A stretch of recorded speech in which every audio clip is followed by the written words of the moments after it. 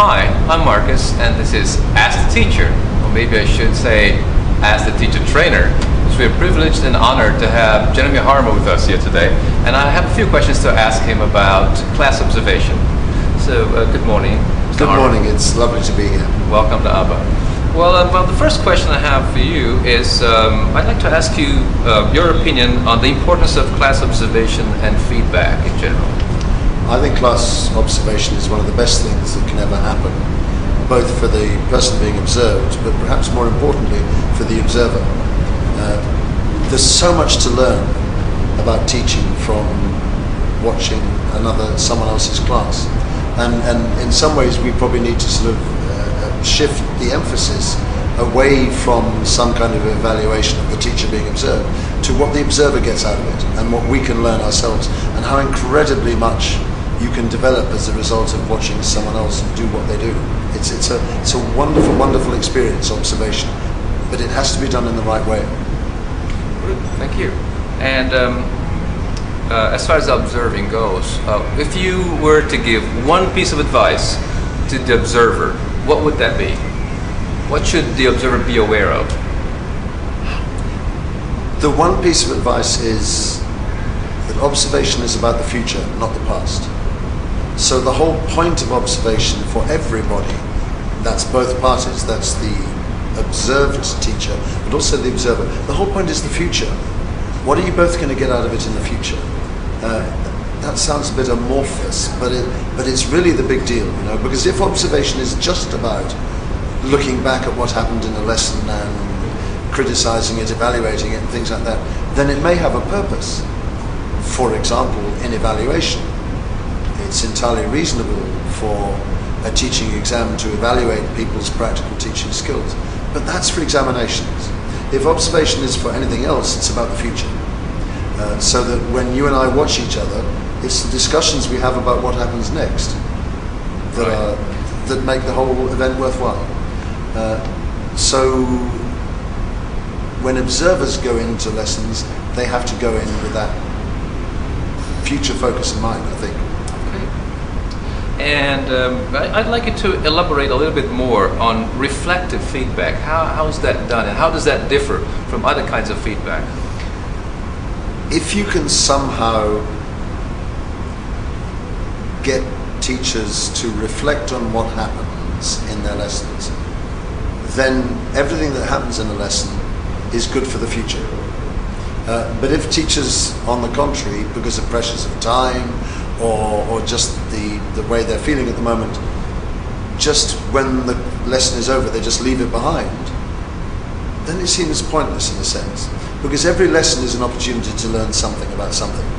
So I believe quite profoundly that if you can get teachers to stop and think for a few minutes after each lesson, make a note of what happened, think of what took place, and so on and so forth, then there's a chance that every lesson helps you to be a better teacher. Whereas if, on the contrary, you just run out of class, forget it, and go on to the next one, there may be nothing wrong with that in the sense that nothing bad has happened, but you've lost an opportunity to take it forward and use what happened for some kind of future. Now, I think there are all sorts of ways in which observation can help that reflection to take place. One is by the two people involved in the observation event to meet before it happens and decide what it is they want to look for and think about. The result of that is that when someone is observed, they may end up talking about an aspect of teaching and not about the teacher. Right. And I find that so much more positive. So, for example, if you and I, to use an example that you came up with earlier today, if the focus is speaking, how we set up a speaking activity, and we discuss this before the observation, let's have a think about speaking, the best way of using a speaking activity in the lesson. And then I do a speaking activity, and then we discuss it afterwards, and we talk about how to implement stuff in the future.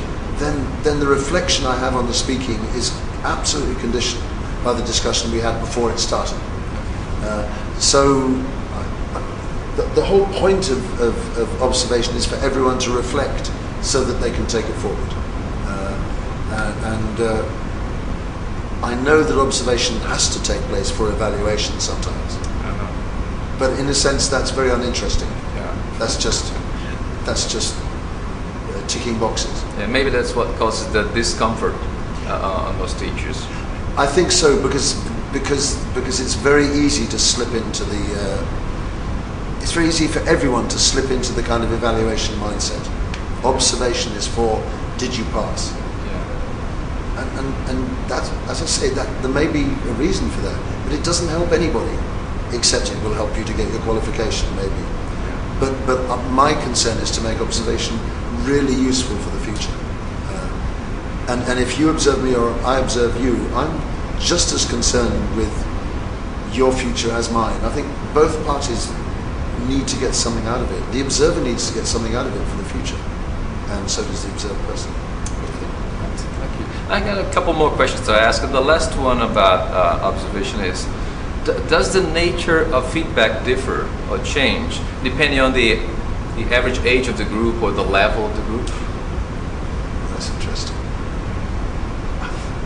I don't know. I think for me, the nature of the feedback changes. You mean the observation feedback? Yeah. The nature of the observation feedback changes with two criteria. The first is what happens before the feedback, and the second is, well, they're kind of intermingled. What you're looking for, and for me, the really big deal is if you're going to watch me, I'd like to know what you're watching for, and when we've decided that, that's going to then determine what the feedback's like. Sure. So if you were going to watch me teaching a group of advanced adults, and we discussed adult teaching and something like that, I don't know what it is we're going to discuss afterwards, but we might make a decision which is different from if you watch me teaching in the Maple Leaf school down there. Yeah. It's probably something else we'd be looking for. But I think I'm getting this in a slightly roundabout way. I think the nature of the feedback depends on what the setup is in the first place. Okay. And what really concerns me with all observation is that we should, both parties, the observer and the observed, should have an idea of what they're going for before they do it. And it's probably not sufficient just to watch for no particular reason. Okay. Thank you very much. And to end this interview, I'd like to ask Jeremy Harmer a question which is not necessarily related to observation, but somehow there's a link between observation and also teacher burnout. I was asked to ask this question. Like any professionals and all professionals, teachers go through burnout phases. So what can he or she do to overcome this obstacle? This is the 64, I suppose now it would be $1 million question, isn't it? It's a big deal. It's a really big deal. You never tell young trainees this, but teaching can become pretty much like any other job. It can become routine. There's a constant challenge in teaching, and sometimes it overwhelms you. When teaching goes well, it's the best thing in the world. But when it goes badly, the effects can be devastating. And if you don't get enough support here, there are all sorts of reasons why teachers burn out. What can you do about it? Well, the first is accept it, because burnout isn't a permanent state. I think most teachers go through low periods. If you're lucky, it lasts for a week or two, or a month or two. Doesn't mean you're burnt out forever. It just means you may be going through a low stage. So that's number one. Number two, one of the most scary but best ways of avoiding burnout is to get right outside your comfort zone. I will be talking in Colombia in a couple of weeks about gliding. My daughters bought me a free lesson. Well, it wasn't free for them. They bought me a gliding lesson, and it may be one of the most scary things I've ever done. That's my problem. But the effect was fantastic. When I'd achieved this, I felt so good that, I mean, I was the least burnt out person you've ever met. And I would never have done it off my own bat, because it scared me. But my daughters bought me this present. I couldn't say no, because I would look really stupid. And the result was that at the end of it, I was as high as a kite. I mean, I just completely, wow, you know. And it's a silly story, but it's a metaphor for what I'm talking about. If you feel like you're burnt out as a teacher, one of the ways out of the trap, one of the ways out of the hole, is just to try something completely different, which really freaks you out. If you always teach in the same way, do it completely differently. Take a risk. Do a bungee jump, whatever your metaphor is, it doesn't matter. But actually take a risk and try and get out of the hole. It's scary, but at least being scared produces adrenaline. And burnt out teachers have no adrenaline going around. There are all sorts of other things as well, which is look. This is so silly, but look for some other area of your life where you can spice up your life in some way. That sounds a bit weird, but literally, I don't know, take up a musical instrument, become a trampolinist, go to the gym, something. Teacher burnout is not always about teaching. It's just about being burnt out sometimes, and we all go through periods of being burnt out. The main thing is first of all say, this is not the end of the world. Other people feel like this, but it's not going to last forever. And then the second thing is, right, I am going to take some executive action to deal with this. And one of the things I'm going to do is go gliding, or I'm going to do something with my students I've never done before, and see what happens. And it may frighten you, but it'll prove there's still life going on. Some sort of paradigm shift that would something give like yourself, right? Completely, and Yeah. something that doesn't make it feel usual. Because burnout is when you're slogging down the corridor again. You know it's going to be difficult to control the kids, as you know, and you're going to teach the bloody present perfect again, or whatever it is. You've done it hundreds of times before. So do something else, and do something which is just take a risk. And as I say, the problem about taking risks is you may fall flat on your face, but at least you've taken a risk. Well, that's right. So you have nothing to regret. You've tried. You've tried, Yeah. and that's preferable to burnout. I must mention a book from the 1980s, which was called by John Fanslow from New York. It's called Breaking Rules, and the essential message of that book, it's quite a long book, is if you want to know what teaching is about, what your teaching is about, tomorrow do something exactly opposite to what you normally do and see what happens.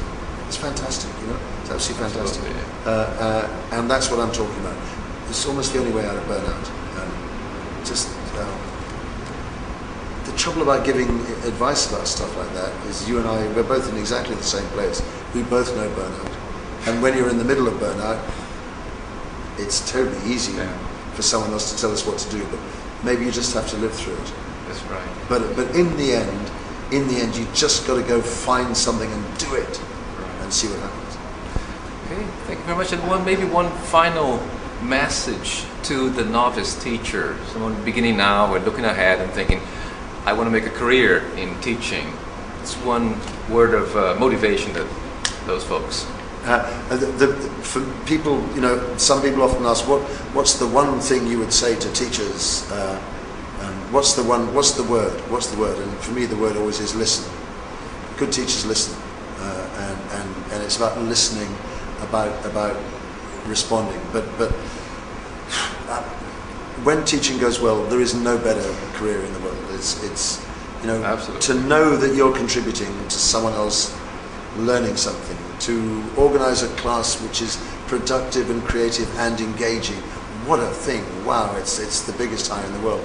But it can be tough as well. But it's always important. And there are many other jobs that you might not be able to say that about. But teaching is always important. It's the best job in the world.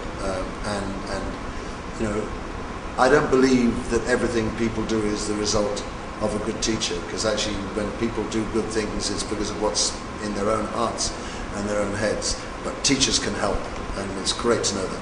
Great, wonderful. Thank you. Jeremy Harmon, thank you so much for finding time off your busy schedule and being with us here in Recife today. This has been a real pleasure. A very enlightening and insightful moment that we've spent together. Thank you so much. Thanks a lot. And Bye. this is all from me. See you next time with Ask the Teacher.